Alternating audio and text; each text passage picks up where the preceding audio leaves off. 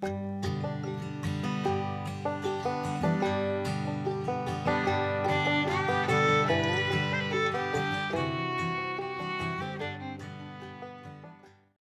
the Lord. I thank God for this blessed time that our Lord has granted us to come together to meditate upon God's Word. Today's meditation, the Holy Spirit is given us to ponder on the doctrine of justification. Let us read Romans 3:21 to 23. How did we receive Christ's righteousness? It says, righteousness is only from God. What is righteousness? Right with God. Before we were saved, we were not right with God. We were sinners, we were enemies of God, we were ungodly and unrighteous before God. But the righteousness came through faith in Jesus Christ to all who believe.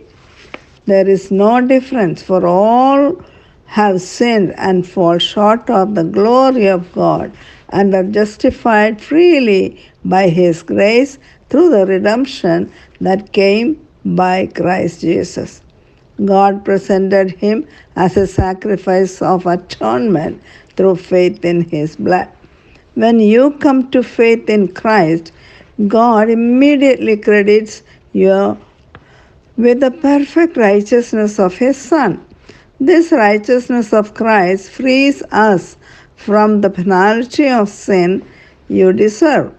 But our practical righteousness is daily conquest of sin in our through thoughts and behavior requires a continual dependence on the power of the Holy Spirit.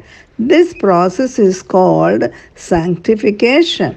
Our journey with Abraham and Sarah help us to understand the process of power of the Holy Spirit and how we can understand the meaning of and the process of sanctification. God walked with them, even using their failures as opportunities to grow their trust and obedience. He repeated His promises and called them to active faith. Only God, through the Holy Spirit, can accomplish anything in us that pleases Him.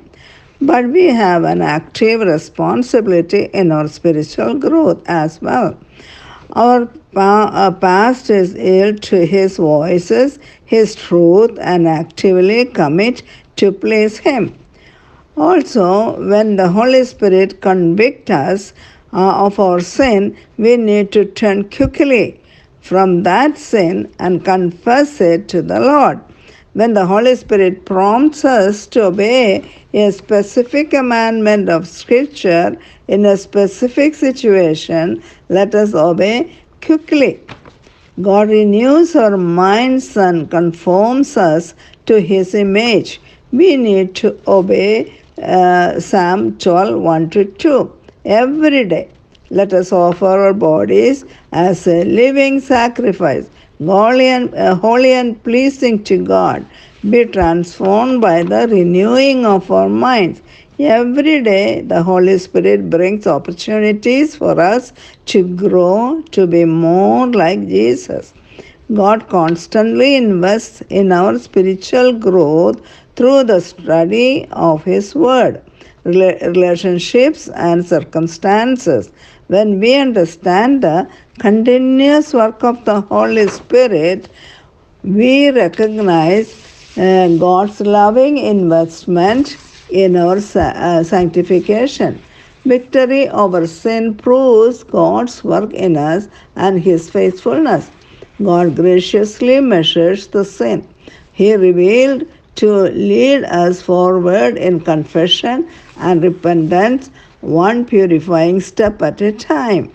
He tenderly reveals enough sin to grow us, but not so much to make us faint in despair.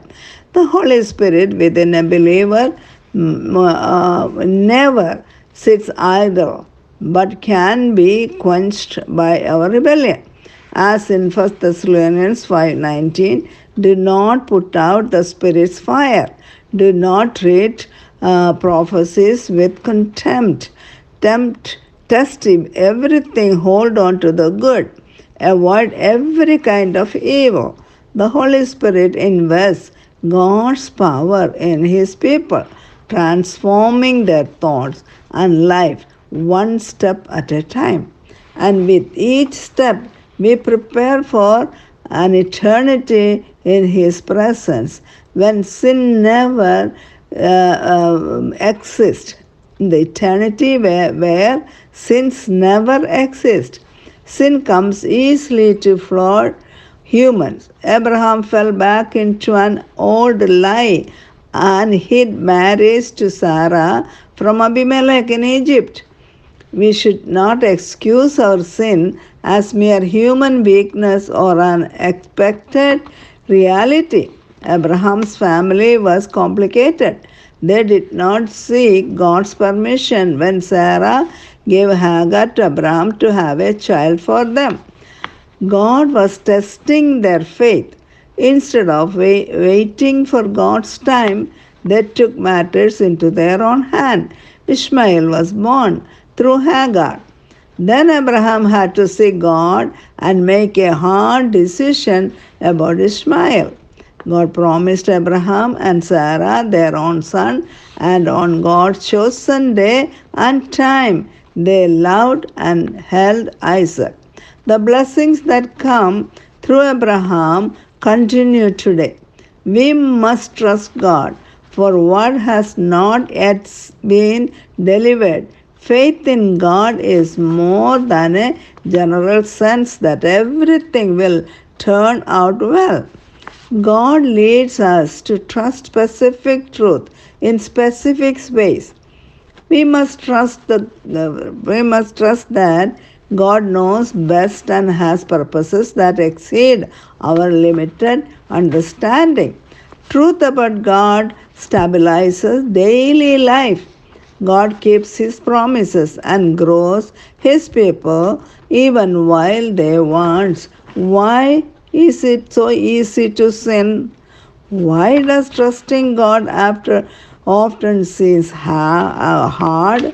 Even mature believers struggle with sin. Awareness of sin and the desire to turn from sinfulness to obedience reveals the work of the Holy Spirit. God will use our failures to awaken us to our desperate need for Him. Abraham found a quick choice to sin easier than trusting God, but God patiently led him to face sin, seek Him to grow. Speaking to grow. God understands human weaknesses but desires to lead us forward in His strength alone.